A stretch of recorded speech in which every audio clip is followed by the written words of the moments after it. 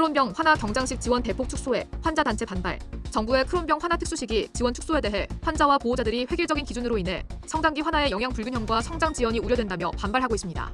크론 가족사랑회는 크론병의 특성상 환자별 증상과 치료 경과가 다르므로 획일적인 지원기간 제한이 아닌 맞춤형 지원이 필요하다고 주장하며 주사제 사용 연령 이하 진단, 염증 관리 어려움, 주사제 내성, 염증 잔존, 약물 부작용 등의 경우 의사 소견에 따라 추가 지원이 필요하다고 강조했습니다.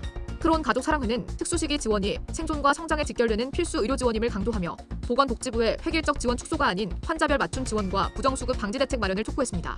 삼성제약 김상재 전 대표 퇴직금 37억, 적당한 위로금. 김상재 전 삼성제약 대표이사가 10년 이상 적자를 기록한 회사에서 37억 원의 퇴직금을 수령하여 논란이 일고 있습니다. 삼성제약은 2013년부터 12년 연속 영업 손실을 기록했으며 2024년에는 매출 442억 9,400만 원, 영업 손실 148억 원을 기록했습니다. 회사 측은 김 전 대표의 퇴직금이 사업 구조 개선, 신사업 개척, 자금 조달 등의 공로와 장기 근속, 신약 개발 기여를 고려하여 이사회 심의를 거쳐 결정되었다고 밝혔습니다.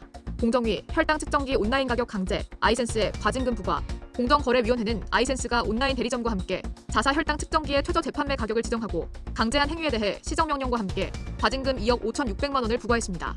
아이센스는 2018년부터 온라인 권장 판매 가격을 정하고 저가 판매 시 공급가를 인상하거나 수량을 제한했으며 2020년에는 대한의료기를 온라인 총판으로 선정해 가격 관리를 강화했습니다. 대한의료기는 아이센스와 함께 온라인 판매 기준가를 정하고 이를 어기는 업체에 불이익을 주었으며 블랙리스트를 작성해 제품 공급을 제한하는 등 가격 통제를 시행했습니다. 공정위는 이러한 행위가 유통 단계에서 사업자의 자율성을 침해하고 가격 경쟁을 제한하여 소비자의 저렴한 구매 기회를 차단하는 재판매 가격 유지 행위로 판단했습니다. 이번 조치를 통해 혈당 측정기 시장의 가격 경쟁이 촉진되어 소비자들이 온라인에서 더 저렴하게 제품을 구매할 수 있을 것으로 기대됩니다.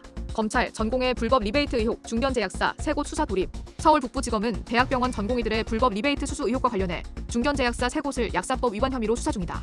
수사 대상 제약사들은 혈액제제, 진통제, 안과 의약품을 주로 생산하는 회사들이며 일부는 과거 리베이트 제공으로 공정거래위원회로부터 과징금 처분을 받은 적이 있다.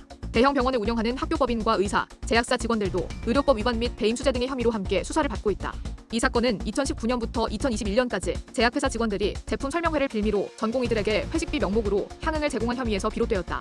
2023년 7월 무혐의 종결되었던 이 사건은 국가권익위원회의 이해 제기로 재수사가 진행되었고 이후 검찰이 경찰의 보완 수사를 요구하여 재송치받았다.